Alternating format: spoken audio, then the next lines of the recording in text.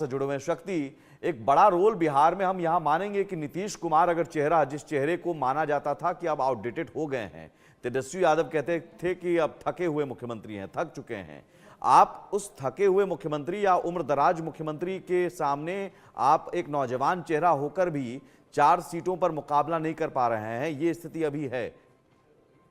बिल्कुल सुमित, सही कहा आपने कि तेजस्वी यादव भले ही दावा करते हो कि नीतीश कुमार थके हुए मुख्यमंत्री हैं और उन्होंने तमाम दावे किए। जब 17 महीने की सरकार थी उस समय भी तेजस्वी यादव कह रहे थे कि उन्होंने जो नौकरियां दी, उन्होंने एक थके हुए मुख्यमंत्री को दौड़ा दौड़ा के काम करवाया कहीं ना कहीं। लेकिन जो चुनाव परिणाम आए, चाहे अभी 4 सीटों पर जो उपचुनाव हुए हैं उसके नतीजे की हम बात करें या पिछला जो लोकसभा चुनाव था उसके नतीजे की बात करें, तमाम जो चुनाव हो रहे हैं अभी फिलहाल, उसमें कहीं ना कहीं नीतीश कुमार की जो प्रासंगिकता है वो अभी भी बरकरार है। और ये तय है कि बिना नीतीश कुमार के बिना बीजेपी बिहार में अच्छा प्रदर्शन जो अपने दम पर नहीं कर सकती। और कहीं ना कहीं ये जो फैक्टर है, नीतीश फैक्टर, एक बड़ा फैक्टर अभी भी बिहार के चुनाव में बना हुआ है। और इसी का नतीजा है कि जो 4 अभी उपचुनाव हुए, इसमें 3 सीट ऐसी थी जो अभी महागठबंधन के खाते में थी, लेकिन 4 की 4 सीटें जो है अब एनडीए के खाते में आ गई है। तो कहीं ना कहीं जो तेजस्वी यादव का दावा रहता है, वो जो समीकरण की बात करते हैं, चाहे जोड़ घटाव की बात करें, साबुद्दीन के परिवार को उन्होंने अपने साथ मिलाया, लेकिन तमाम फैक्टर जो है कहीं ना कहीं धराशायी नजर आए, सब कुछ करते नजर आए तेजस्वी, लेकिन कुछ काम नहीं आया।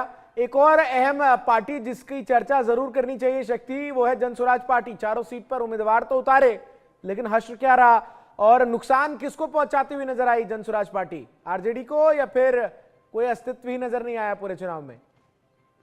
बिल्कुल, देखिए इस चुनाव में पहली बार जनसुराज पार्टी जो है प्रशांत किशोर की पार्टी भी चुनाव लड़ रही थी। और प्रशांत किशोर लगातार पिछले कई 2 सालों से जो है बिहार में पदयात्रा कर रहे हैं और वो दावा कर रहे थे कि उनकी जो पार्टी सरकार जो चुनाव लड़ेगी तो जो है तमाम जो अभी राजनीतिक दल है उसको कहीं ना कहीं इसका बड़ा जो है खामियाजा भुगतना पड़ेगा। लेकिन जो उपचुनाव हुए हैं, चारों उपचुनाव में कहीं भी जनसुराज की पार्टी जो है टक्कर में नजर नहीं आई। और बड़ा जो दावा प्रशांत किशोर का जो रहा है कि वो कई लोगों को, कई पार्टियों को चुनाव जिताते रहे हैं। और ऐसे में जब वो अब खुद की पार्टी की बात हुई तो कहीं ना कहीं उनके जो दावे थे वो फेल नजर आ रहे हैं। हालांकि ये उपचुनाव है, लेकिन कहीं ना कहीं 2025 में जो आने वाला बिहार विधानसभा का चुनाव होगा उसका एक लिटमस टेस्ट कह सकते हैं, क्योंकि लोकसभा चुनाव के तुरंत कुछ महीनों के चंद बाद जो है ये विधानसभा के उपचुनाव हुए हैं। और कहीं ना कहीं इसको लेकर जो दावे किए जा रहे थे, चाहे आरजेडी की तरफ से दावा किया जा रहा था या जनसुराज पार्टी की तरफ से, वो दावा कहीं ना कहीं बिहार की जनता ने इस दावे को फेल कर दिया है। जी,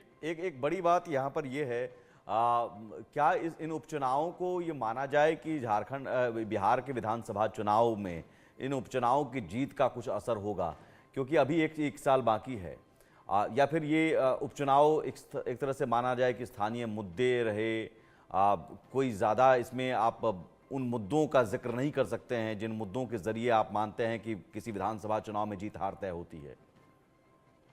जी बिल्कुल, देखिए बिल्कुल ये सही है कि उपचुनाव जो है किसी भी मेन चुनाव के, आम चुनाव की तरह नहीं होता। लेकिन कहीं न कहीं एक जनता की नब्ज़ जो है उसमें कहीं न कहीं टटोली जाती है कि जो जनता का जो मन है जो किस ओर जा रहा है। जिस तरह से पिछले विधानसभा चुनावों में जो आरजेडी का प्रदर्शन था, और अब जो लोकसभा चुनाव से लेकर अब 4 जो सीट है उपचुनाव, देखिए 4 में से 3 ऐसी सीटें थी जहाँ पे महागठबंधन की जो है इससे पहले काफ़ी पकड़ थी। तरारी की अगर बात करें तो तरारी जो है माले का गढ़ कहा जाता है, और कहीं इसमें बीजेपी का चुनाव जीतना एक बड़ा मैसेज है, क्योंकि आरा लोकसभा जो चुनाव हुआ था उसमें बीजेपी की हार हुई थी। और अब जो जनता का जो मूड था, जो जनता साहबाबाद की जो जनता थी, खास करके अगर हम बात करें तरारी के बाद बेलागंज की, इमामगंज के साथ साथ रामगढ़ की बात करें तो रामगढ़ में बीएसपी का दबदबा रहा है। और यही कारण है कि बीएसपी के उम्मीदवार दूसरे नंबर पर थे और बहुत कम मार्जिन से बीजेपी ने यहाँ से जीत दर्ज की है। लेकिन कहीं ना कहीं जो सीटों को लेकर था, हालांकि आप बात करें कि अब बेलागंज की बात करें या इमामगंज पे जीतन मांझी की बहू जो है दिव्या मांझी पहली बार जीती है।